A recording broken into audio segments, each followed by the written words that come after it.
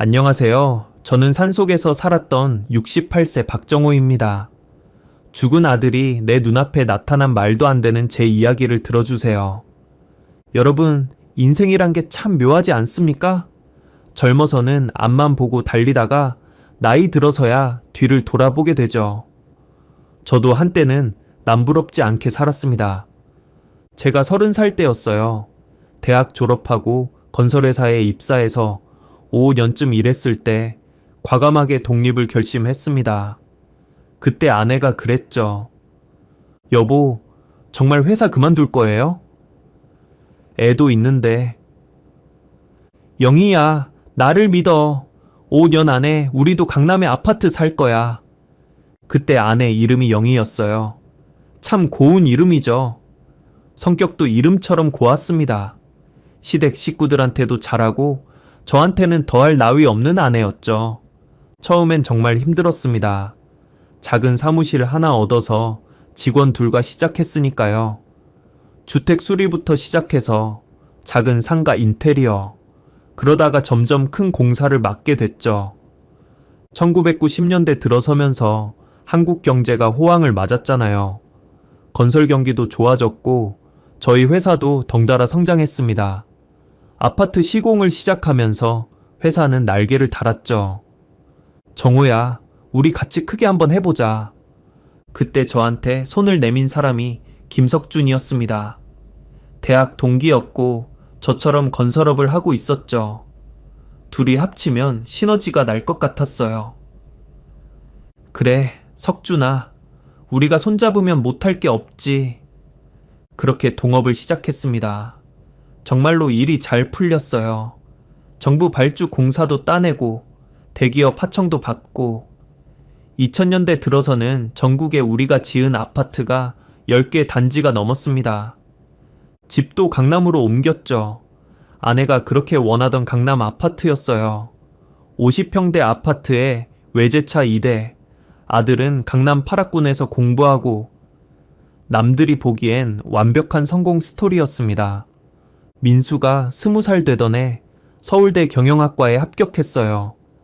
합격 통지서를 들고 온 아들을 보면서 정말 하늘을 나는 기분이었죠. 아버지, 저 서울대 붙었어요. 그래, 우리 아들 장하다. 아내는 눈물을 글썽이며 민수를 안았습니다. 우리 아들 정말 자랑스러워. 그날 저녁 가족끼리 축하 파티를 했어요. 호텔 레스토랑에서 최고급 코스 요리를 먹으면서 우리는 정말 행복했습니다. 그때만 해도 이 행복이 영원할 줄 알았죠. 가을이었습니다. 평소처럼 사무실에 출근했는데 분위기가 이상했어요. 직원들이 수군거리고 제가 나타나자 갑자기 조용해지고 이 부장, 무슨 일 있나? 사장님, 일단 사장실로 가시죠. 사장실에는 낯선 사람들이 기다리고 있었습니다. 검찰청에서 나온 수사관들이었죠. 박정호 사장님이시죠?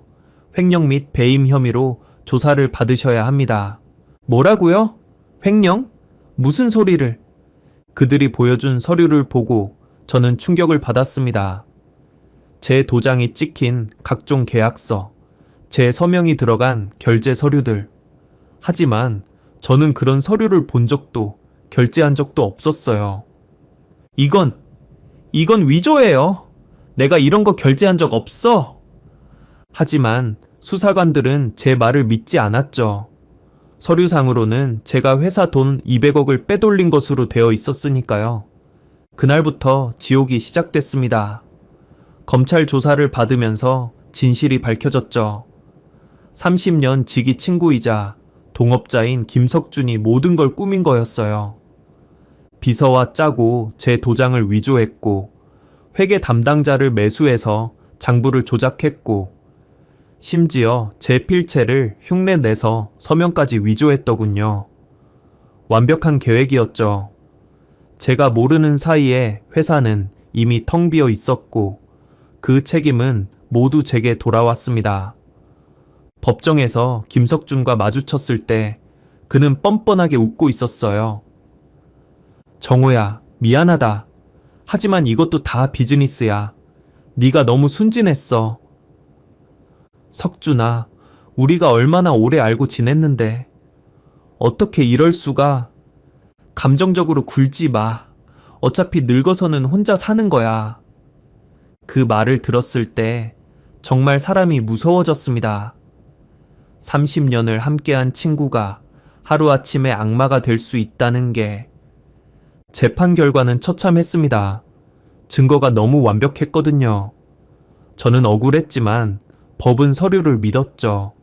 다행히 실형은 면했지만 천문학적인 배상금을 물어야 했습니다. 집도 팔았습니다. 그 좋던 강남 아파트를 눈물을 머금고 팔았죠. 아내가 그렇게 아끼던 가구들, 민수가 타던 차, 제가 모아둔 골프채까지 있는 거 없는 거 다 팔았습니다. 여보, 괜찮아요. 다시 시작하면 돼요. 아내는 오히려 저를 위로했습니다. 하지만 저는 알고 있었어요. 아내가 밤마다 몰래 우는 걸, 친구들 만나기도 부끄러워하는 걸. 빚쟁이들이 매일 찾아왔습니다. 문을 두드리고 전화를 하고 심지어 민수 회사까지 찾아가서 행패를 부렸죠. 아버지, 제가 대출받아서라도. 안 돼. 너까지 이 수렁에 빠뜨릴 순 없어. 그런 날이 6개월쯤 계속됐을까요? 어느 날 아침 아내가 쓰러졌습니다. 박정호님이시죠? 병원으로 오셔야 합니다. 부인께서 병원에서 받은 진단은 청천벽력이었습니다. 췌장암 4기. 이미 다른 장기로 전이가 되어서 수술도 불가능하다고 했죠. 선생님, 다른 방법은 없습니까? 돈이 얼마가 들든. 박 선생님, 죄송합니다. 할 수 있는 건 통증 관리와 항암 치료뿐입니다. 하지만 완치는 의사는 말을 끝맺지 못했습니다. 하지만 저는 알았죠. 시한부 선고나 다름없다는 걸. 병실로 돌아왔을 때 아내는 창밖을 보고 있었습니다. 야위어가는 얼굴이 안쓰러워서 차마 쳐다볼 수가 없었어요. 여보, 응? 미안해요. 뭐가 미안해? 당신이 뭘 잘못했다고? 당신한테 고생만 시켰잖아요. 젊어서부터 지금까지. 아내는 웃으려 했지만 눈에는 눈물이 고여 있었습니다. 그날부터 저는 아내 간병에 모든 걸 쏟았습니다. 남은 재산을 털어서 좋다는 병원은 다 다녀봤어요.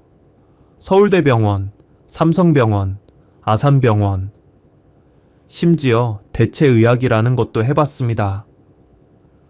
이 약초가 암의 특효약입니다. 히말라야에서 나는 귀한 약초인데 사기꾼인 줄 알면서도 속았습니다.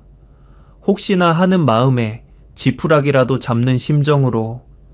6개월이 지나자 아내는 반쪽이 됐습니다. 50kg였던 몸무게가 35kg로 줄었죠. 모르핀을 맞아도 통증에 신음했습니다. 여보, 나 때문에 너무 힘들어하지 마요. 무슨 소리야?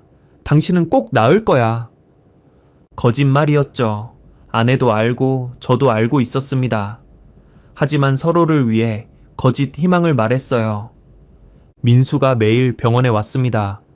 회사 끝나고 바로 와서 밤늦게까지 있었죠.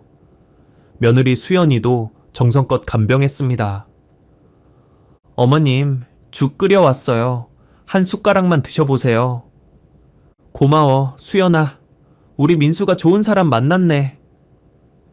수연이는 정말 잘했어요.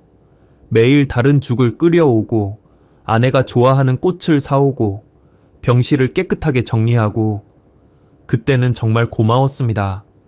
이런 며느리를 둔 게 복이라고 생각했죠. 아내 상태가 급격히 나빠졌습니다. 의식도 오락가락하고 대부분 잠을 자고. 3월 14일 밤이었어요. 아내가 갑자기 제 손을 잡았습니다. 여보, 응? 영희야? 민수 잘 부탁해요. 무슨 소리야? 당신이 직접 돌봐야지. 그리고 당신도 건강해야 해요. 혼자 남겨놓고 가서 미안해요. 그것이 아내의 마지막 말이었습니다.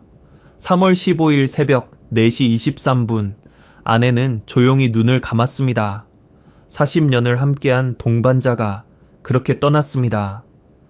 장례식장은 조용했습니다. 한때는 발 디딜 틈 없이 조문객이 왔겠지만 이제는 가족과 정말 가까운 사람들만 왔죠. 세상이 얼마나 냉정한지 뼈저리게 느꼈습니다. 정호 씨, 힘내세요. 박 사장님, 좋은 곳으로 가셨을 겁니다. 위로의 말들이 오갔지만 제 귀에는 들리지 않았어요. 그저 영정 사진 속 아내의 웃는 얼굴만 바라봤죠. 저 사진은 10년 전에 찍은 거였어요. 민수대학 졸업식 날, 온 가족이 함께 찍은 사진에서 아내만 오려낸 거였죠. 민수는 3일 내내 울었습니다. 철든 이후로 아들이 우는 걸 처음 봤어요. 수연이도 많이 울었죠. 시어머니를 정말 잘 따랐으니까요. 아버님, 제가 어머님 못다 하신 것까지 다 해드릴게요. 고맙다, 수연아. 장례를 치르고 집에 돌아왔을 때 집안이 텅 비어 보였습니다. 아내가 없는 집은 집이 아니었어요. 숨 쉬는 것조차 힘들었습니다. 일주일쯤 지났을까요? 저는 결심을 했습니다. 이렇게 살 바에는 차라리 민수야, 수연아, 할 얘기가 있다. 네, 아버지. 거실에 앉은 두 사람을 보면서 저는 천천히 말을 꺼냈습니다. 내가 곰곰이 생각해봤다. 이제 나는 세상과 인연을 끊으려고 한다. 아버지, 그게 무슨 말씀이세요? 민수가 놀라서 벌떡 일어났습니다. 산속에 들어가서 조용히 살다가 갈 거야. 어차피 이제 남은 게 없잖아. 아버지, 제가 있잖아요. 저희가 있는데 왜 그러세요? 수연이도 울면서 말렸습니다. 아버님, 저희가 뭘 잘못했으면 말씀해 주세요. 고칠게요. 아니다. 너희 잘못 없어. 그냥 나 혼자 있고 싶어. 사실 진짜 이유는 따로 있었습니다. 빚쟁이들이 민수네까지 찾아가서 괴롭히는 걸 더는 볼 수 없었어요. 내가 사라지면 적어도 자식은 편하게 살 수 있을 테니까. 여기 통장이다. 5억 정도 있어. 너희가 가져라. 아버지, 돈이 문제가 아니에요. 더 이상 말하지 마라. 이미 결정한 일이야. 그리고 날 찾지도 마라. 연락도 하지 마라. 그렇게 저는 모든 걸 정리했습니다. 핸드폰도 해지하고 남은 짐도 다 버리고 오직 옷 몇 벌과 기본 도구들만 챙겼죠. 저는 서울을 떠났습니다. 뒤도 돌아보지 않고 강원도 산속으로 향했습니다. 버스를 타고 가면서 창밖을 봤습니다. 도시가 점점 멀어지고 산이 가까워졌죠. 평창군 대관령을 넘어서자 첩첩 산중이 나타났습니다. 버스에서 내려 또 걸었습니다. 포장도로가 끝나고 비포장도로가 시작됐죠. 거기서 또 한참을 걸어 들어갔습니다. 마침내 목적지에 도착했을 때는 해가 뉘엿뉘엿 지고 있었어요. 폐가였습니다. 20년은 넘게 비어있던 집이었죠. 지붕은 반쯤 내려앉았고 벽은 여기저기 구멍이 나 있었습니다. 이게 내가 살 집이구나. 묘하게도 마음이 편했습니다. 이런 곳이라면 정말 아무도 찾아오지 않을 테니까요. 첫날 밤은 정말 힘들었습니다. 전기도 없어서 캄캄했고 찬바람이 숭숭 들어왔죠. 가져온 침낭에 들어가 웅크리고 잤지만 한숨도 못 잤습니다. 쥐들이 천장에서 뛰어다니는 소리, 밖에서 들리는 짐승 울음소리, 바람에 삐걱거리는 문짝 소리, 도시에서는 들어본 적 없는 소리들이었죠. 내가 미쳤나? 이 나이에 이런 곳에서 뭘 하겠다고. 하지만 돌아갈 수는 없었습니다. 아니, 돌아가고 싶지 않았어요. 차라리 이렇게 조용히 사라지는 게 낫다고 생각했죠. 다음 날부터 집 수리를 시작했습니다. 먼저 지붕부터 손봤어요. 다행히 기본 골조는 튼튼했습니다. 구멍 난 곳을 막고 기와를 다시 올렸죠. 마을에서 시멘트와 목재를 사와서 벽도 보수했습니다. 이 과정에서 마을 사람들을 만났어요. 아저씨, 도시에서 오셨다면서요? 이런 곳에서 사시려고? 네, 조용히 살고 싶어서요. 힘드실 텐데 도와드릴 거 있으면 말씀하세요. 순박한 시골 인심이 고마웠습니다. 동네 할아버지들이 가끔 올라와서 일을 도와주기도 했어요. 여기 물은 저 계곡에서 끌어오면 됩니다. 호스 연결하는 거 도와드릴게요. 감사합니다, 어르신. 계곡물을 끌어오니 물 문제는 해결됐습니다. 깨끗하고 시원한 물이었죠. 도시의 수돗물과는 비교도 안 되는 맛이었어요. 난방을 위해 화덕도 만들었습니다. 옛날 시골집처럼 아궁이를 만들고 구들장을 깔았죠. 처음엔 연기가 역류해서 고생했지만 몇 번 고치니 제대로 작동했습니다. 전기는 포기했습니다. 대신 호롱불과 촛불로 지냈죠. 해가 지면 자고 해가 뜨면 일어나는 생활이 시작됐습니다. 집이 어느 정도 안정되자 이제 먹고 사는 문제를 해결해야 했습니다. 가져온 돈으로 평생 살 수는 있겠지만 뭔가 일을 하지 않으면 미칠 것 같았거든요. 집 앞 평평한 땅을 개간해서 밭을 만들었습니다. 돌을 골라내고 땅을 갈고 거름을 넣었죠. 처음 해보는 일이라 서툴렀지만 책도 보고 동네 어르신들께 물어가며 배웠습니다. 감자는 이렇게 심어야 해요. 강역을 잘 맞춰야 하고. 아, 네. 알겠습니다. 감자, 고구마, 옥수수를 심었습니다. 채소도 심었죠. 배추, 무, 파, 상추. 씨앗을 뿌리고 물을 주면서 새로운 생명이 자라는 걸 지켜봤습니다. 신기했어요. 작은 씨앗에서 싹이 나고 잎이 나고 열매를 맺는 과정이. 도시에서는 느껴보지 못한 감동이었죠. 물론 실패도 많았습니다. 멧돼지가 와서 감자밭을 헤집어 놓은 날은 정말 화가 났어요. 이놈들, 내가 얼마나 고생해서 심었는데. 하지만 화를 낸다고 달라질 건 없었죠. 울타리를 더 튼튼하게 만들고 허수아비도 세웠습니다. 시행착오를 거듭하면서 조금씩 요령이 생겼어요. 첫 수확을 했을 때의 기쁨은 잊을 수 없습니다. 흙 속에서 캐낸 감자를 보면서 마치 보물을 발견한 것 같았어요. 이게 내가 키운 감자구나. 삶아서 소금만 찍어 먹었는데도 세상에서 제일 맛있었습니다. 내 손으로 키운 것이니까요. 산나물도 캤습니다. 봄이면 두릅, 취나물, 고사리가 지천으로 났죠. 처음엔 독초와 구별을 못해서 실수도 했지만 차츰 익숙해졌습니다. 이건 먹는 거, 이건 독초. 혼자 중얼거리면서 산을 다녔어요. 가끔은 토끼나 노루를 만나기도 했죠. 처음엔 사람을 보고 도망갔지만 시간이 지나자 경계를 풀었습니다. 여름엔 계곡에서 물고기를 잡았습니다. 돌틈에 숨어있는 가재도 잡았죠. 어릴 때 고향에서 하던 걸 떠올리면서 옛날 생각나네. 혼잣말이 늘었습니다. 대답해 줄 사람이 없으니까요. 하지만 이상하게도 외롭지는 않았어요. 오히려 마음이 편했습니다. 가을이 왔습니다. 산이 울긋불긋 물들었죠. 도시에서는 그저 스쳐 지나가던 계절이었는데 산에서는 하루하루가 다르게 느껴졌어요. 밤을 주었습니다. 밤나무가 많아서 떨어진 밤이 지천이었죠. 가시에 찔리면서도 열심히 주었어요. 삶아서 먹고 말려서 보관하고. 도토리도 모았습니다. 도토리묵을 만들어 먹으려고요. 책을 보면서 만들었는데 처음엔 실패했지만 몇 번 하니까 제법 먹을만 했습니다. 버섯도 많이 났습니다. 하지만 함부로 먹을 수는 없었죠. 독버섯이 많으니까요.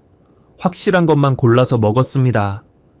표고버섯, 느타리버섯 같은 거요. 겨울 준비도 했습니다. 장작을 패고 김장을 하고. 혼자 하는 김장이라 양은 얼마 안 됐지만 그래도 정성껏 했어요. 영희야, 내가 김장도 하네. 볼만하지? 아내한테 말하는 버릇이 생겼습니다. 대답은 없지만 그렇게라도 하지 않으면 정말 말을 잊을 것 같았거든요. 첫 겨울은 정말 혹독했습니다. 준비가 부족했거든요. 장작이 떨어져서 추위에 떨었고 폭설에 갇혀서 일주일 동안 마을에 못 내려가기도 했죠. 이러다 얼어 죽는 거 아냐? 진짜로 죽을 뻔했습니다. 다행히 비상식량이 있어서 버텼지만 정말 아찔했어요. 그 이후로는 겨울 준비를 철저히 했죠. 봄이 다시 왔을 때 뭔가 뿌듯했습니다. 혹독한 겨울을 이겨냈다는 자부심 같은 거였죠. 나도 할 수 있구나. 혼자서도 살 수 있어. 이 년차가 되니 많은 게 익숙해졌습니다. 농사도 요령이 생겼고 산나물 캐는 것도 능숙해졌죠. 무엇보다 마음이 많이 안정됐습니다. 책을 읽기 시작했어요. 마을 도서관에서 빌려온 책들이었죠. 주로 철학책이나 종교 서적을 읽었습니다. 불교, 기독교, 도교. 종교를 가리지 않고 읽었어요. 인생이란 무엇인가? 어떻게 살 것인가? 같은 근본적인 질문들에 대해 생각했습니다. 답은 찾지 못했지만 그런 고민 자체가 위안이 됐어요. 일기도 쓰기 시작했습니다. 하루에 있었던 일, 느낀 점들을 적었죠. 오늘은 첫 수박을 수확했다. 작지만 달았다. 영희가 있었다면 좋아했을 텐데. 오늘은 비가 와서 하루 종일 집에 있었다. 창밖을 보면서 차를 마셨다. 평화롭다.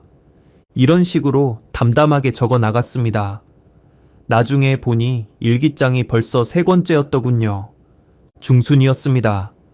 평소처럼 고구마를 캐고 있었어요. 올해는 작황이 좋아서 기분이 좋았죠. 그런데 멀리서 발자국 소리가 들렸습니다. 처음엔 등산객인가 했어요. 가끔 길을 잃은 등산객들이 찾아오곤 했거든요. 하지만 가까이 오는 사람을 보고 깜짝 놀랐습니다. 며느리 수연이었어요. 그것도 까만 상복을 입고 얼굴은 눈물로 범벅이 되어 있었고 머리는 헝클어져 있었습니다. 뭔가 큰일이 났다는 걸 직감했죠. 아버님, 수연이는 저를 보자마자 그 자리에 주저앉았습니다. 흐느끼면서 말을 잇지 못했어요. 무슨 일이야? 왜 여기까지? 가슴이 덜컥 내려앉았습니다. 상복을 입었다는 건 설마 민수가 왜? 무슨 일이 있었어?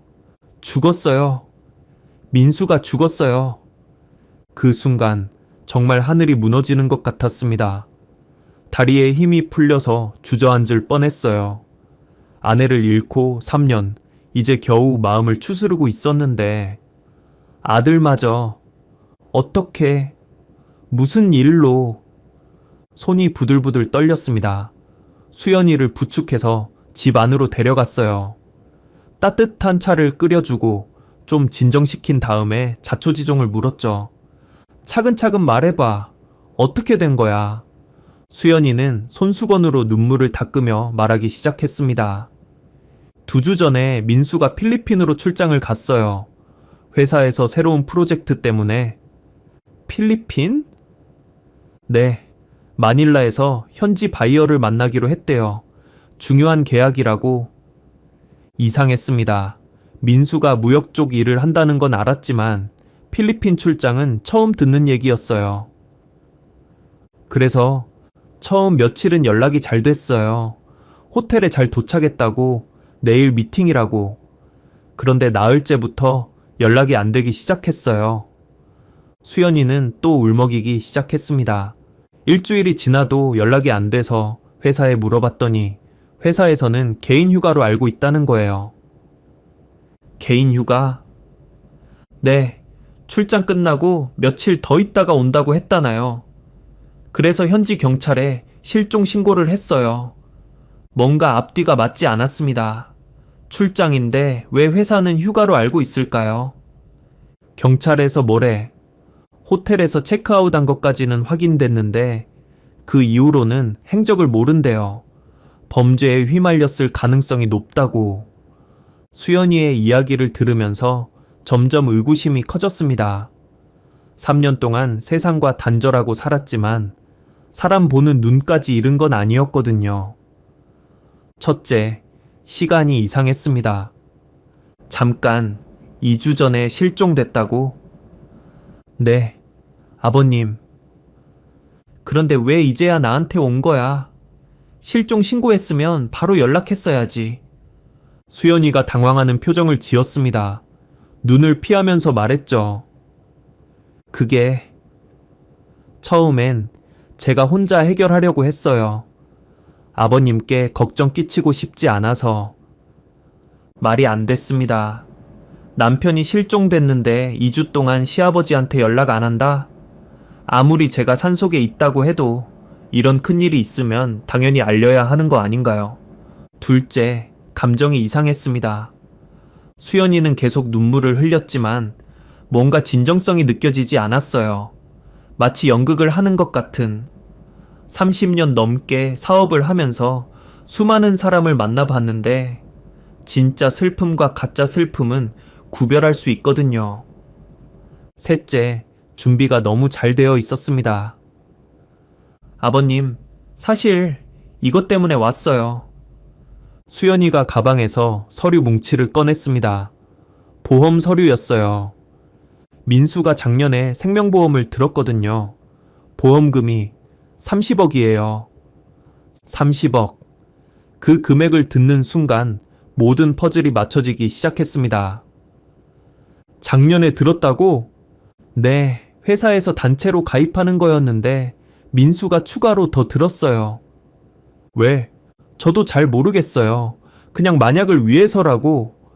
아들이 실종됐는데 가장 먼저 꺼내는 게 보험금 얘기라니. 정상적인 아내라면 남편을 찾는 게 먼저 아닐까요? 그래서 뭘 하려고? 사망신고를 해야 보험금을 받을 수 있대요. 그런데 직계가족의 동의가 필요하다고. 바로 이거였구나. 수연이가 3년 만에 저를 찾아온 진짜 이유는. 수연이가 서류를 정리하면서 가방을 열었을 때 저는 중요한 것을 봤습니다. 가방 안쪽 포켓에 뭔가가 살짝 보였는데 항공권이었어요. 그것도 2장. 순간적으로 봤지만 확실했습니다. 인천 마닐라 왕복 항공권 2장. 그런데 이상한 건 날짜가 민수 실종 시점보다 앞선 것 같았다는 거예요. 수연이는 제 시선을 눈치챘는지 급하게 가방을 닫았습니다. 아버님, 장례 준비도 해야 하고 돈이 좀 필요해요. 시신은 찾았어? 아직 못 찾았어요. 실종 상태라서. 시신도 없는데 무슨 장례야. 그래도 준비는 해야 하잖아요. 그리고 현지에 가서 수색도 더 해야 하고. 말을 하면서도 수연이는 불안해 보였습니다. 계속 손을 비비고 눈을 마주치지 못하고.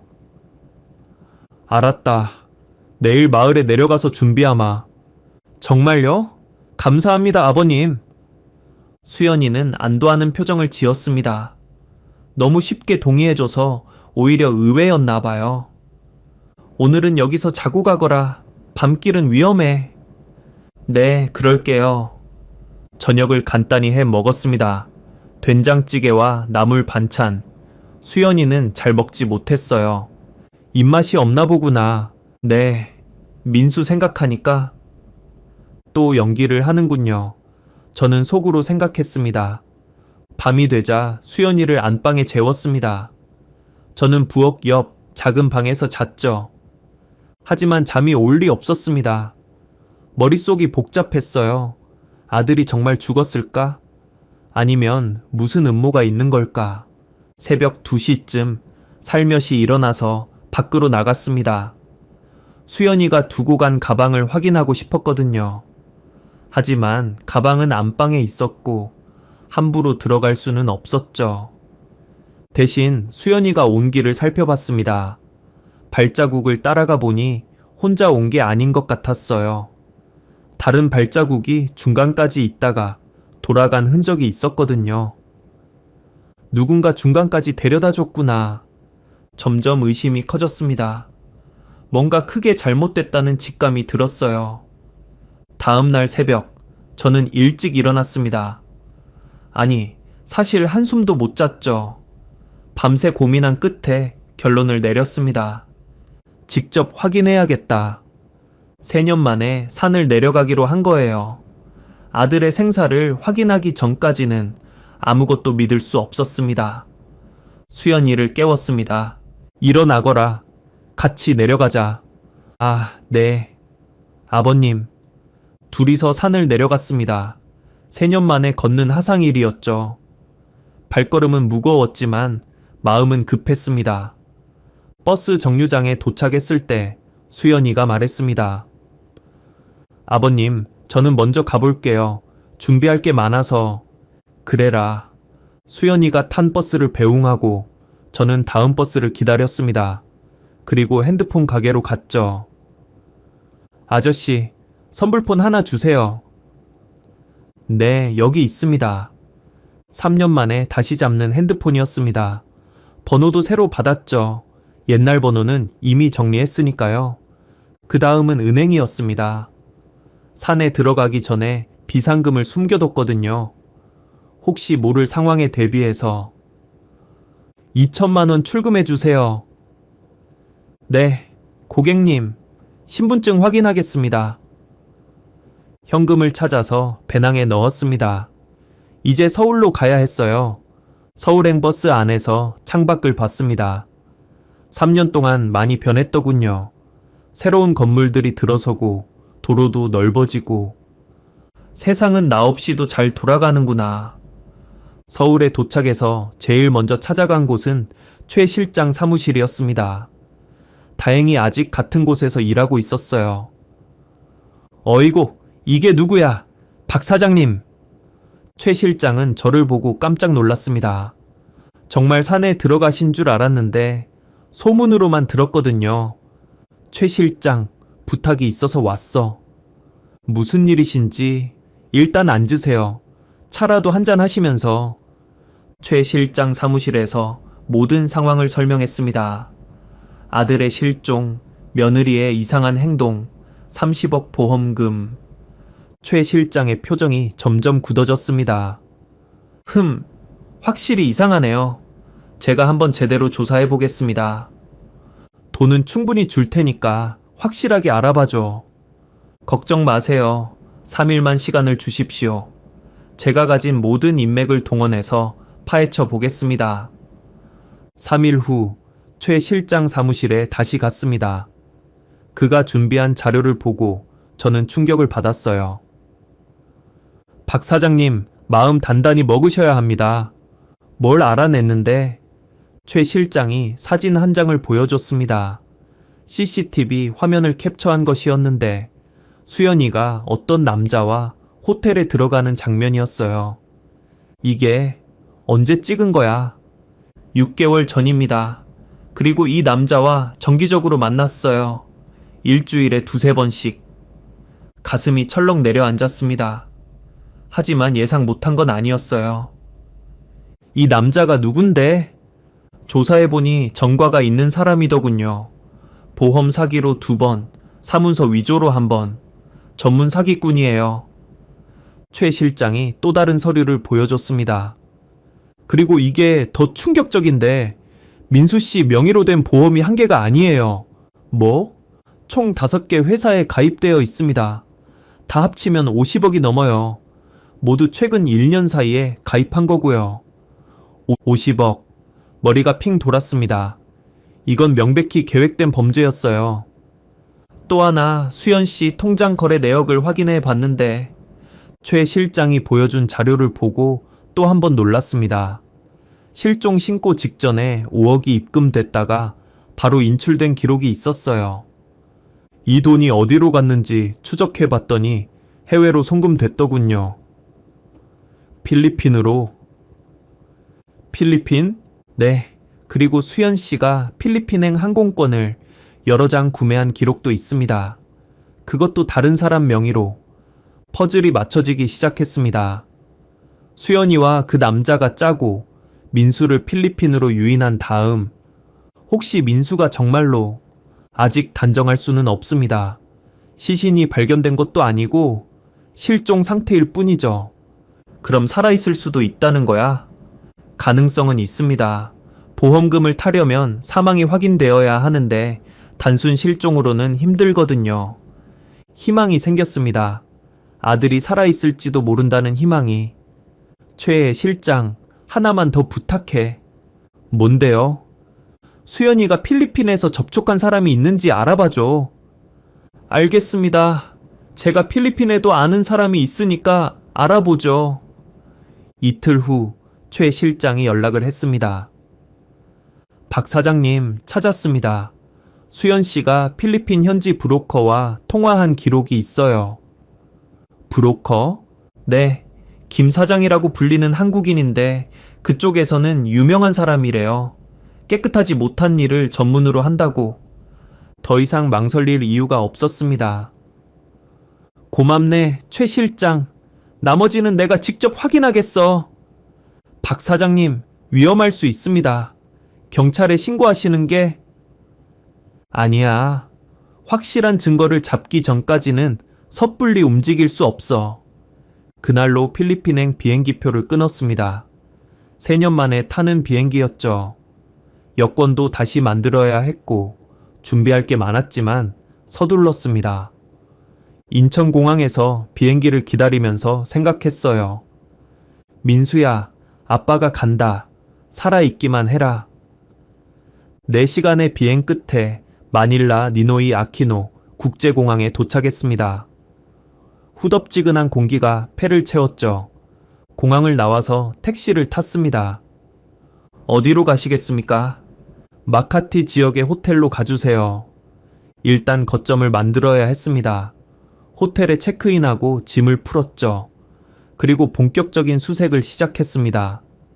다음 날 아침, 저는 마닐라 한인회를 찾아갔습니다. 안녕하세요. 한국에서 온 박정호입니다. 실종된 아들을 찾고 있는데. 한인회 직원들은 동정적이었지만 별로 도움이 되지 않았어요.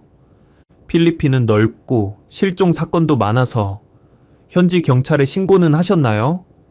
네, 했다고 들었습니다. 그럼 기다리시는 수밖에. 기다릴 수만은 없었습니다. 저는 다른 방법을 찾기 시작했죠. 돈의 힘을 빌리기로 했습니다. 호텔 직원, 택시기사, 식당 주인. 만나는 사람마다 민수 사진을 보여주고 정보를 구했어요. 이 사람 본 적 있어요? 2주 전쯤. 잘 모르겠는데요. 정보 제공하면 살해하겠습니다. 돈을 보이자 반응이 달라졌습니다. 여러 사람이 비슷한 사람을 봤다고 했죠. 물론 거짓 정보도 많았지만 그 중에서 신빙성 있는 것들을 추려냈습니다. 특히 한 택시기사의 증언이 중요했습니다. 아, 이 사람 같은데요. 2주 전에 제 택시 탔었어요. 정말? 어디로 갔어? 마닐라 외곽 쪽으로. 정확한 주소는 모르지만 공장 지대였어요. 단서를 잡았습니다.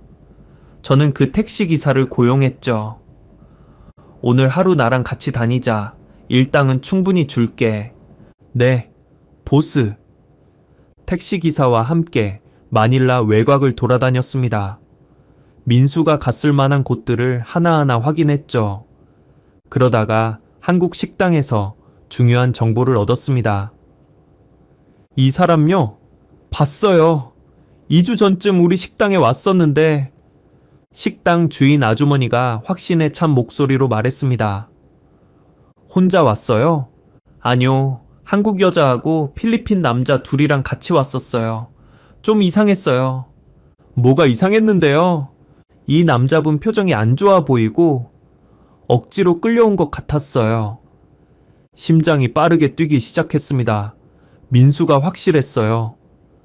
그 사람들이 뭐라고 했어요?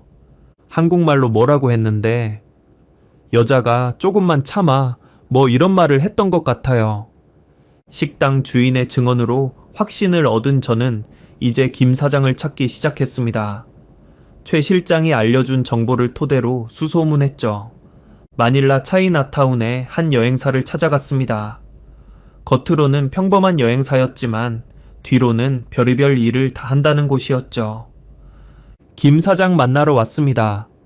카운터 직원이 경계하는 눈빛으로 저를 봤습니다. 김 사장님은 안 계시는데요. 급한 일입니다. 큰 거래가 있어서. 큰 거래라는 말에 직원의 태도가 바뀌었습니다. 잠시만 기다려주세요. 10분쯤 후 뒷문으로 40대 후반의 한국인 남자가 나왔습니다. 인상이 좋지 않았어요. 눈빛이 날카롭고 인매가 비뚤어져 있었죠. 누구시죠? 한국에서 온 박정호입니다. 상담할 일이 있어서. 뒤로 오시죠. 사무실로 들어갔습니다. 담배 연기가 자욱하고 어두컴컴한 방이었어요. 무슨 일로 오셨습니까? 저는 단도직입적으로 들어갔습니다. 내 며느리 김수연이를 아시죠? 김 사장의 표정이 순간 굳어졌습니다. 누구요? 모르는 사람인데. 2주 전에 연락했을 겁니다. 남편 관련해서. 정말 모르는 사람입니다. 인상착의나 말씀해보세요. 거짓말이었습니다. 표정만 봐도 알 수 있었어요. 저는 돈다발을 꺼내서 테이블 위에 올려놓았습니다. 내 아들을 찾고 있습니다. 정보를 주면 이것보다 더 드리죠. 김 사장의 눈빛이 변했습니다. 돈을 보는 순간 욕심이 드러났어요. 혹시 정말로 그 여자 시아버지십니까? 그렇습니다. 김 사장은 한참을 망설이다가 입을 열었습니다. 사실 그 여자가 찾아왔었습니다. 뭘 부탁했습니까? 김 사장은 담배를 한 대 꺼내 물었습니다. 손이 약간 떨리는 게 보였어요. 남편을 처리해달라고 했습니다. 처리라니? 죽여달라는 거죠. 하지만 우린 그런 일은 안 합니다.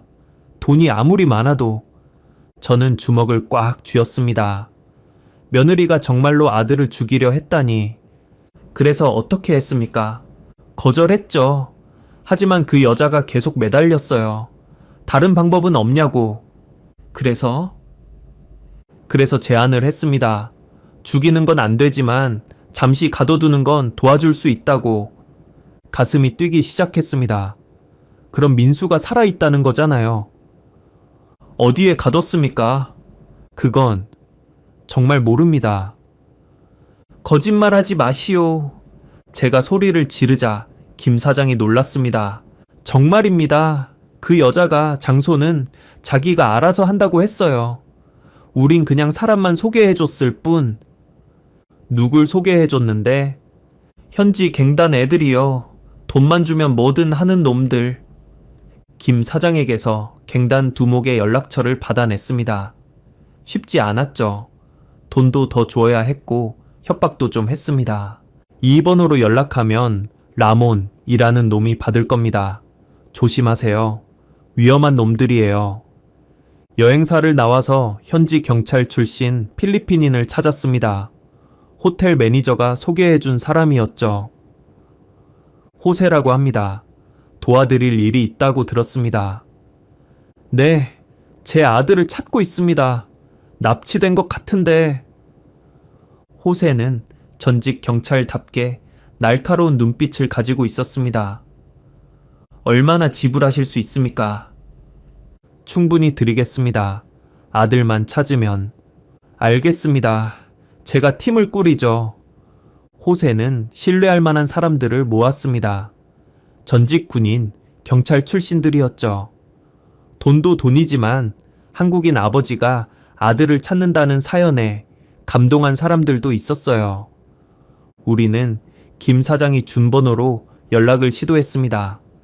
하지만 라몬이란 놈은 경계심이 강했어요. 누구냐? 거래할 일이 있어서 연락했다. 난 모르는 사람과는 거래 안 해. 여러 번 시도 끝에 겨우 만날 약속을 잡았습니다. 물론 함정일 수도 있었지만 다른 방법이 없었어요. 약속 장소는 마닐라 빈민가의 한 술집이었습니다. 위험한 곳이었지만 호세와 그의 팀이 주변에 매복했죠. 라몬은 30대 초반의 필리핀인이었습니다. 문신이 온몸에 가득했고 눈빛이 뱀 같았어요. 뭘 원하지? 2주 전에 한국인 남자를 가둬뒀다고 들었다. 라몬의 표정이 변했습니다. 무슨 소린지 모르겠는데 김 사장이 소개해줬다고 했다. 그 새끼가 입이 가벼운 놈이군. 인정하는 셈이었죠. 저는 또 돈을 꺼냈습니다. 그 사람이 어디 있는지만 알려주면 이 돈은 당신 거요. 라몬은 돈을 보고 잠시 고민하다가 말했습니다.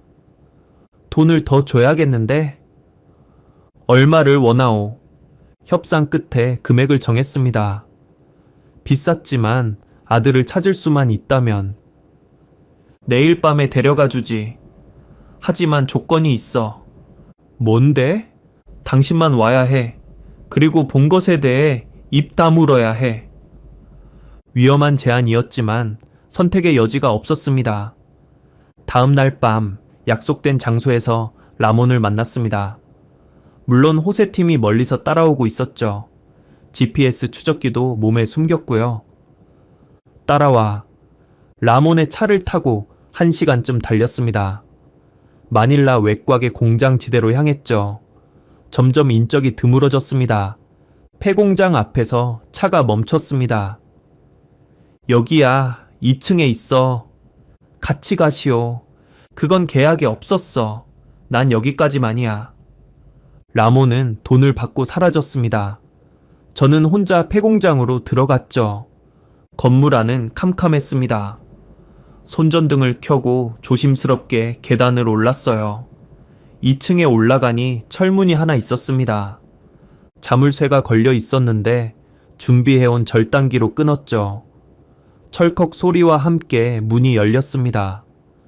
그리고 그 안의 광경을 보고 저는 숨이 멎을 뻔했습니다. 더러운 매트리스 위에 사람이 쓰러져 있었어요. 손목과 발목에는 쇠사슬이 채워져 있었고 민수야. 가까이 다가가니 확실했습니다.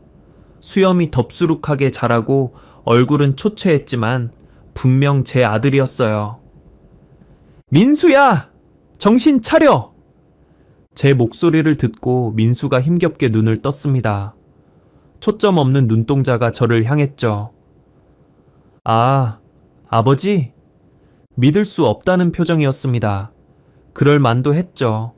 3년 동안 연락도 없던 아버지가 갑자기 나타났으니. 그래, 나다. 아버지야. 정말 아버지 맞아요. 꿈 아니에요. 민수의 눈에서 눈물이 흘러내렸습니다.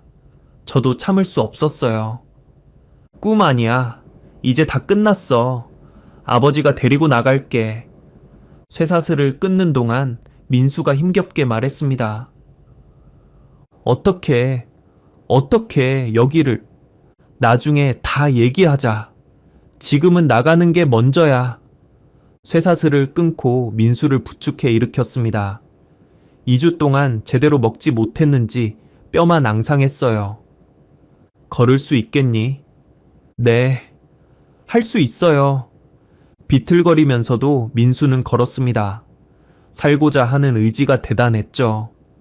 1층으로 내려오는데 갑자기 밖에서 차 소리가 들렸습니다. 여러 대가 동시에 도착하는 소리였어요. 젠장, 누군가 온다. 창문으로 내다보니 라몬이 부하들을 데리고 돌아온 거였습니다. 함정이었어요. 돈만 받고 우리를 팔아넘긴 거죠. 아버지, 저 때문에. 걱정하지 마. 다 준비해 왔어. 호세에게 비상 신호를 보냈습니다. 곧 도착할 거라고 믿으면서. 라몬과 부하들이 건물로 들어왔습니다. 총을 든 놈들도 있었어요. 이봐, 한국인. 거기 있는 거 알아. 우리는 2층 창고 깊숙이 숨었습니다. 민수를 캐비닛 뒤에 숨기고 저는 문 옆에서 대기했죠. 발자국 소리가 계단을 올라왔습니다. 점점 가까워지고 철컥 문이 열리는 순간 저는 준비했던 철 파이프를 휘둘렀습니다. 첫 번째 놈이 맞고 쓰러졌어요. 이 새끼! 하지만 수적으로 열세였습니다. 두 번째, 세 번째 놈들이 들어왔고 그때였습니다. 밖에서 총성이 울렸어요. 호세팀이 도착한 거였죠. 경찰이다. 무기 버리고 손들어. 호세가 가짜 경찰 행세를 하면서 진입했습니다. 순간 라몬 부하들이 당황했어요. 그 틈을 타서 우리는 탈출을 시도했습니다. 민수를 부축하고 계단을 내려갔죠. 하지만 1층에서 라몬과 마주쳤습니다. 그는 총을 겨누고 있었어요. 끝까지 귀찮게 하는군. 둘 다 여기서 죽어. 총구가 우리를 향했습니다. 이대로 끝인가 싶었는데 탕! 총소리와 함께 라몬이 쓰러졌습니다. 호세가 쏜 거였어요. 빨리 차로. 밖으로 뛰어나갔습니다.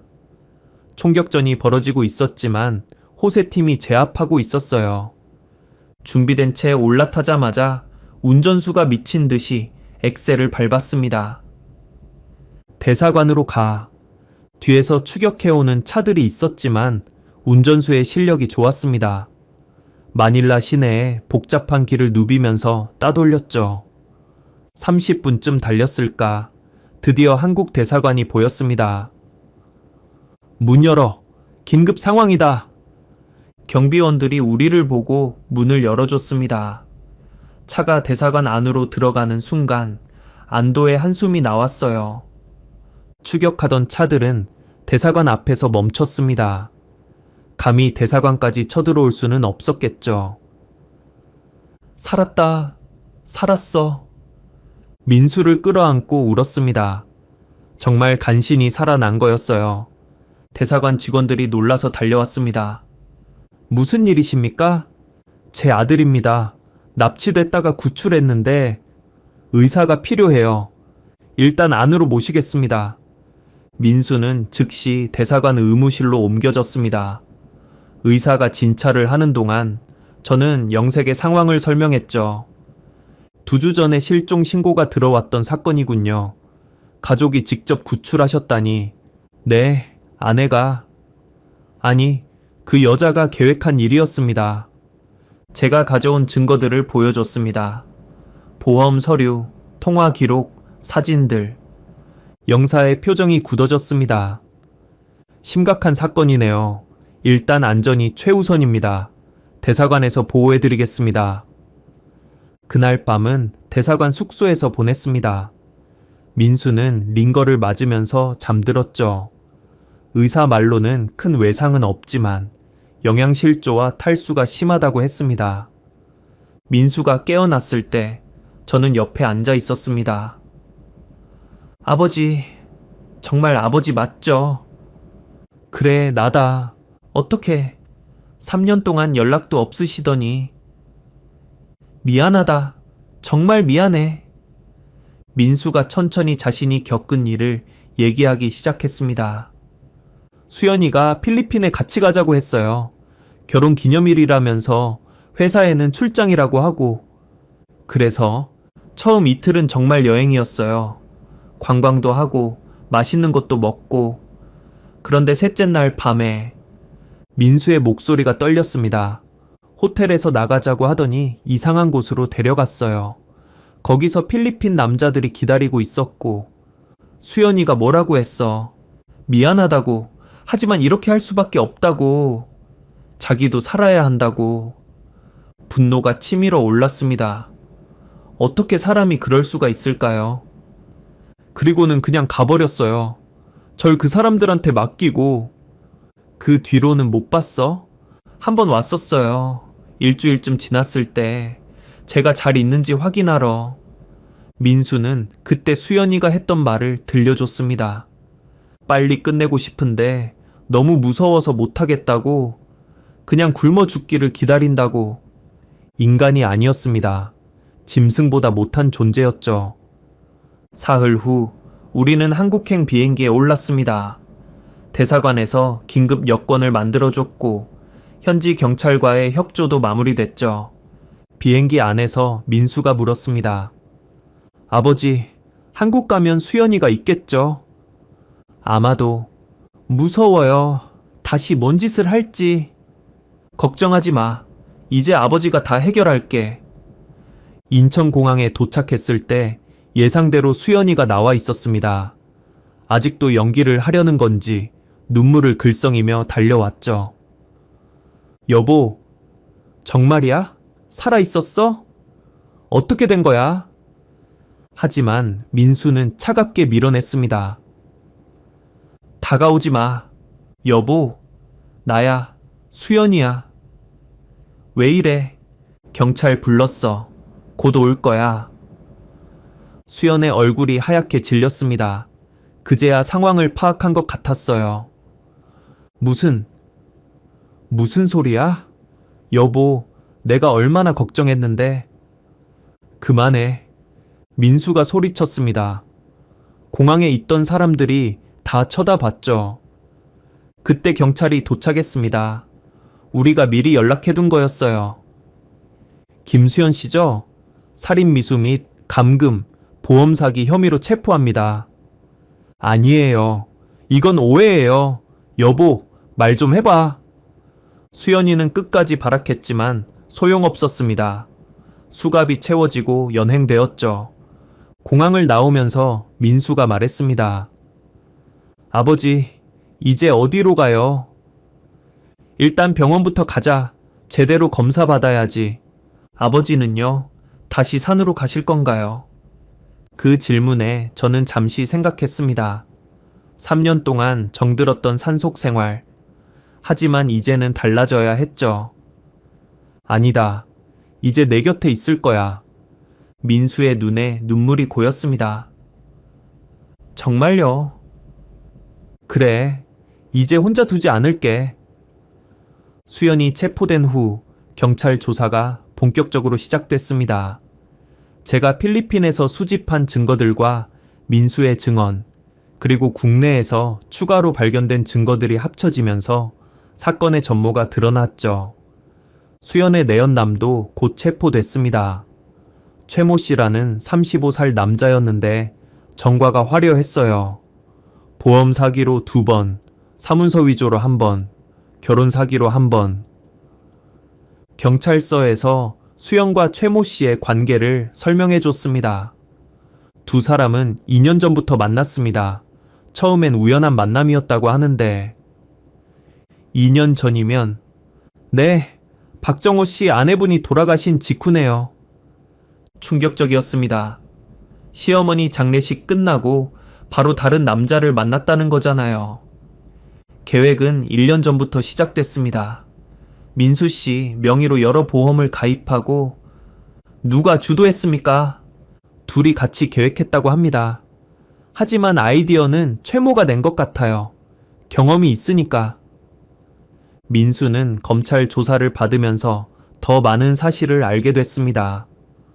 아버지, 수연이가 제 인감도장을 위조했대요. 그걸로 보험 가입하고 그래, 그리고 회사에도 거짓말했대요.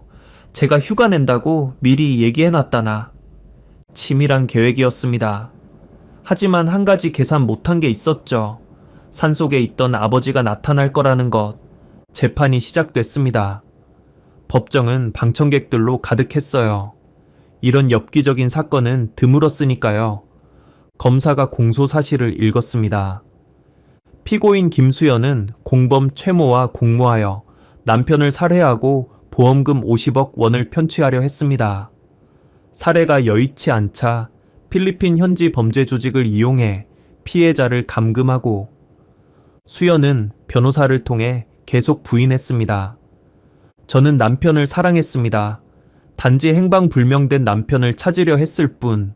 하지만 증거가 너무 명백했어요. 특히 결정적인 건 수연과 최모의 통화 녹음이었습니다. 경찰이 최모의 핸드폰에서 복구한 거였죠. 여보, 이제 얼마 안 남았어. 조금만 더 참아. 빨리 끝내고 싶은데. 무서워서. 필리핀 놈들이 알아서 할 거야. 우린 깨끗해. 법정이 술렁였습니다. 명백한 살인 공모였으니까요. 재판이 진행되면서 더 충격적인 사실들이 밝혀졌습니다. 수연은 결혼 전부터 전력이 있었어요. 본명도 김수연이 아니었습니다. 박수진이었죠. 전에도 비슷한 사기를 시도했다가 실패한 적이 있었대요. 피고인은 상습적으로 남자들에게 접근해 금전적 이득을 취했습니다. 민수가 증언석에 섰을 때 법정은 숨소리조차 들리지 않을 정도로 조용했습니다. 결혼하고 처음엔 행복했습니다. 어머니가 돌아가셨을 때도 정말 잘해줬고, 언제부터 이상함을 느꼈습니까? 1년 전부터요. 자꾸 보험 얘기를 하고 재산 정리하자고 하고 거부하지 않았습니까? 아내를 믿었으니까요. 설마 이런 일을 꾸밀 줄은. 민수는 필리핀에서의 일도 상세히 증언했습니다. 감금됐을 때의 공포, 배신감, 죽음의 두려움. 2주 동안 하루에 물 한 병, 빵 한 조각만 줬습니다. 그것도 가끔씩. 도망칠 생각은 안 했습니까? 쇠사슬에 묶여 있었어요. 화장실도 제대로 못 갔습니다. 방청석에서 울음소리가 들렸습니다. 민수의 고통에 공감하는 사람들이었죠. 마침내 제가 증언석에 섰습니다. 증인은 어떻게 아들이 필리핀에 있다는 걸 아셨습니까? 아버지의 직감이었습니다. 3년간 연락도 없었는데 자식이 위험하면 부모는 알아요. 그게 부모입니다. 제가 수연을 직접 쳐다보며 말했습니다. 당신은 우리 가족을 파괴하려 했소. 하지만 실패했지. 왜냐하면. 잠시 말을 멈추고 민수를 봤습니다. 가족의 끈은 그렇게 쉽게 끊어지지 않으니까. 판결이 나왔습니다. 주범 김수연, 살인 미수 및 특수감금, 보험 사기 등으로 징역 15년. 공범 최모, 같은 혐의로 징역 12년. 필리핀 브로커 김 사장은 국제 수배. 수연이 항소했지만 기각됐습니다. 증거가 너무 확실했으니까요. 재판이 끝나고 민수와 저는 오랜만에 편안한 시간을 가졌습니다. 작은 식당에서 된장찌개를 먹으면서 민수가 말했습니다. 아버지, 그동안 정말 죄송했어요. 또 그 소리야? 아니, 정말로요. 어머니 돌아가시고 아버지 혼자 계신데 저는 제 일만. 됐어. 이제 그만하자. 민수는 잠시 된장찌개를 먹다가 물었습니다. 아버지, 산에서는 어떻게 지내셨어요? 저는 3년간의 산 생활을 간단히 들려줬습니다. 농사 짓고, 산나물 캐고, 책 읽고. 외롭지 않으셨어요? 외로웠지. 하지만 필요한 시간이었어. 왜요? 나 자신을 돌아볼 시간이 필요했거든. 그동안 너무 앞만 보고 달렸으니까. 민수가 고개를 끄덕였습니다. 저도 그래요. 이번 일을 겪고 나니 뭐가 중요한지 알게 됐어요. 뭐가 중요한데? 가족이요. 그리고 건강하게 사는 것. 맞는 말이었습니다. 돈이나 명예는 한순간에 사라질 수 있지만 가족은 영원하니까요. 아버지, 다시 산으로 가실 건가요? 가끔 가고 싶을 때 가려고. 하지만 이제 집은 여기야. 내 곁이. 민수가 미소 지었습니다. 저도 아버지랑 등산 다니고 싶어요. 그래, 좋지. 우리는 새로운 계획을 세웠습니다. 민수는 회사를 그만두고 작은 사업을 시작하기로 했어요. 크지 않아도 정직하게 운영할 수 있는 일을. 아버지가 하시던 건설업은 어때요? 좋지. 내가 아는 건 다 가르쳐 주마. 모든 일이 정리된 후 우리는 아내의 묘소를 찾았습니다. 3년 만의 방문이었죠. 묘지는 깨끗하게 관리되어 있었습니다. 민수가 종종 와서 돌봤다고 했어요. 여보, 우리 왔어. 묘비 앞에 꽃을 놓고 묵념했습니다. 민수 잘 지켜냈어. 당신이 하늘에서 도와준 거지? 바람이 불어 나무잎이 떨어졌습니다. 마치 아내가 대답하는 것 같았어요. 민수가 무릎을 꿇고 말했습니다. 어머니, 죄송해요. 제가 사람을 잘못 봐서. 민수야, 그만해. 어머니는 이해하실 거야. 정말요? 그럼 네가 다시 일어선 것만으로도 기뻐하실 거야. 우리는 한참 동안 묘소에 앉아 있었습니다. 하고 싶은 말이 많았지만 침묵이 더 많은 걸 전해주는 것 같았어요. 해가 기울 무렵 묘지를 나서면서 민수가 말했습니다. 아버지, 저 누군가 만나고 있어요. 그래? 이번엔 정말 신중하게 만나고 있어요. 좋은 사람 같아요. 어떤 사람인데? 간호사예요. 병원에서 치료받을 때 만났어요. 그랬구나. 민수도 새 출발을 준비하고 있었던 거였어요. 한번 데려와. 아버지가 봐줄게. 네, 조만간 모시고 올게요. 시간이 빠르게 흘렀습니다. 민수는 작은 건설회사를 차렸어요. 직원 10명으로 시작했지만 정직하게 운영하니 입소문이 나서 일이 늘어났죠. 저는 고문 역할을 하면서 가끔 조언을 해줬습니다. 민수야, 사업은 신용이 제일 중요해. 돈은 나중에 벌어도 되지만 신용은 한번 잃으면 끝이야. 네, 아버지. 명심하겠습니다. 민수가 사귀던 여자친구도 정식으로 소개받았습니다. 정은지라는 이름의 간호사였는데 첫인상부터 좋았어요. 안녕하세요, 아버님. 민수 씨한테 많이 들었습니다. 어서 와요. 편하게 있어. 은지는 성격이 밝고 긍정적이었습니다. 무엇보다 민수를 진심으로 아끼는 게 느껴졌어요. 아버님, 민수 씨가 힘든 일 겪은 거 알아요? 제가 잘 돌봐드릴게요. 고마워요. 민수를 잘 부탁해요. 6개월 후 두 사람은 결혼했습니다. 결혼식은 소박하게 했어요. 가족과 가까운 친구들만 초대해서. 화려할 필요가 없었죠. 진심이 중요한 거니까. 결혼식장에서 민수가 신부와 입맞춤할 때 저는 아내 사진을 가슴에 품고 있었습니다. 여보, 우리 민수가 다시 행복해졌어. 피로연에서 민수가 마이크를 잡았습니다. 여러분, 제가 다시 이 자리에 서게 된 건 기적입니다. 특히 아버지께 감사드립니다. 절 포기하지 않고 찾아주신 아버지. 민수가 울먹였습니다. 아버지, 사랑합니다. 이제 정말 잘 살게요. 박수가 터져 나왔습니다. 저도 눈시울이 붉어졌어요. 결혼 2년 후 기쁜 소식이 왔습니다. 아버지, 은지가 임신했어요. 정말? 축하한다. 드디어 할아버지가 되는 거였어요. 3년 전만 해도 상상도 못했던 일이었죠. 은지의 배가 점점 불러왔습니다. 민수는 예비 아빠가 되어 더 열심히 일했어요. 아버지, 회사가 잘 되고 있어요. 이번에 큰 프로젝트도 따냈고요. 무리하지 마라. 건강이 제일이야. 네, 알겠습니다. 저는 손주 용품을 하나둘 준비했습니다. 베네 저고리, 기저귀, 젖병. 상점에 가서 이것저것 구경하는 재미가 쏠쏠했어요. 어르신, 손주 선물 고르시나 봐요? 네, 첫 손주예요. 축하드려요. 이거 요즘 인기 있는 제품이에요.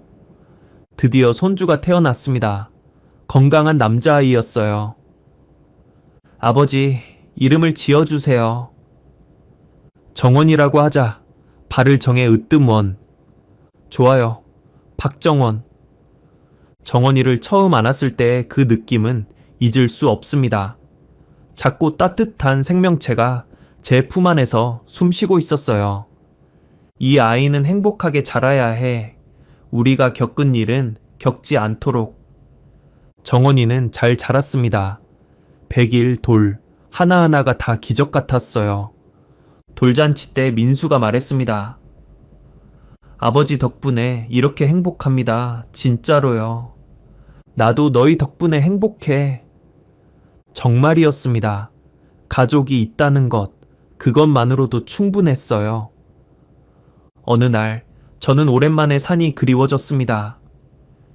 민수야, 이번 주말에 아버지 산에 갔다 올게. 저도 같이 가요. 그래? 네, 아버지가 사셨던 곳 보고 싶어요. 그 주말, 우리는 함께 산으로 올라갔습니다. 3년을 살았던 그 오두막집으로. 집은 제가 떠난 그대로였습니다.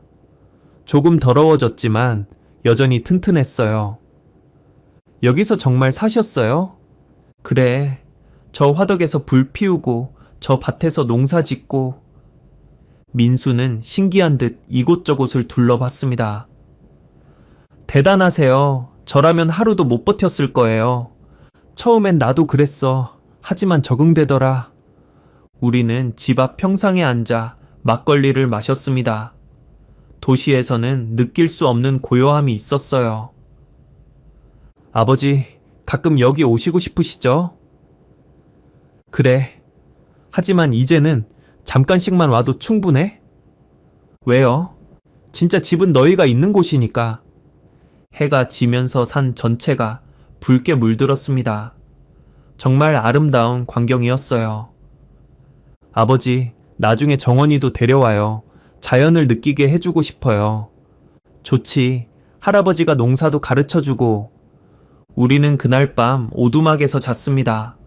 불편했지만 부자가 함께여서 좋았어요. 시간은 정말 빨리 흘렀습니다. 정원이는 말도 잘하고 뛰어다니기도 잘하는 개구쟁이가 됐죠. 할아버지, 놀아주세요. 그래, 뭐하고 놀까? 숨바꼭질이요. 정원이와 노는 것이 하루 중 가장 행복한 시간이었습니다. 민수의 회사는 중견기업으로 성장했어요. 직원도 50명이 넘었고 매출도 안정적이었죠. 아버지, 이번에 사옥을 마련하려고요. 좋은 생각이다. 언제나 기반이 중요하지. 은지는 둘째를 임신했습니다. 이번엔 딸이었어요. 아버지, 이번에도 이름 지어주세요. 정아라고 하자. 발을 정쟁에 아름다울 야. 예쁜 이름이에요. 정가가 태어났습니다. 정원이는 동생이 생겨서 신났어요. 할아버지, 동생 예뻐요? 그럼 정원이만큼 예쁘지. 이제 저는 두 손주의 할아버지가 됐습니다. 73살의 나이였지만 오히려 젊어진 기분이었어요. 매주 일요일은 온 가족이 모이는 날이었습니다. 민수네가 집에 와서 같이 밥 먹고 이야기하고. 아버지, 건강하세요. 오래오래 사셔야 해요. 걱정 마라. 정원이 정가 결혼식까지는 봐야지. 다들 웃었습니다. 화목한 가족의 웃음소리가 집안을 가득 채웠어요. 가끔 아내 생각이 났습니다. 여보, 우리 이렇게 잘 살고 있어. 손주들도 이렇게 예쁘고. 당신도 봤으면 좋았을 텐데. 하지만 슬프지는 않았어요. 아내는 항상 우리 곁에 있다고 믿으니까요. 창밖으로 노을이 집니다. 참 아름다운 광경이에요. 저는 이제 인생의 황홀리에 있습니다.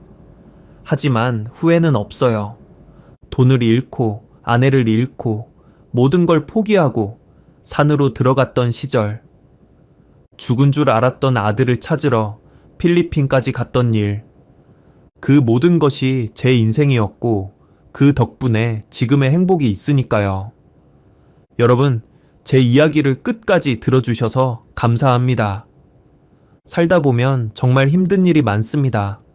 포기하고 싶을 때도 있고 모든 걸 놓고 싶을 때도 있죠. 하지만 기억하세요. 가족이 있는 한 희망은 있습니다. 아무리 깊은 산속에 있어도 가족이 부르면 달려가야 합니다. 그것이 가족이고 그것이 사랑입니다. 저는 이제 매일 아침 손주들 얼굴을 보며 일어납니다. 매일 저녁 가족들과 함께 밥을 먹습니다. 그것만으로도 충분히 행복합니다. 산속의 고요함도 좋았지만 가족과 함께하는 소란스러움이 더 좋습니다. 혼자 보는 달보다 함께 보는 달이 더 밝고 혼자 걷는 길보다 함께 걷는 길이 더 즐겁습니다. 이것이 제가 배운 인생의 교훈입니다. 부디 여러분도 가족과 함께 행복하시길 바랍니다. 그리고 잊지 마세요. 사랑하는 사람이 있다는 것, 그것이 가장 큰 축복입니다.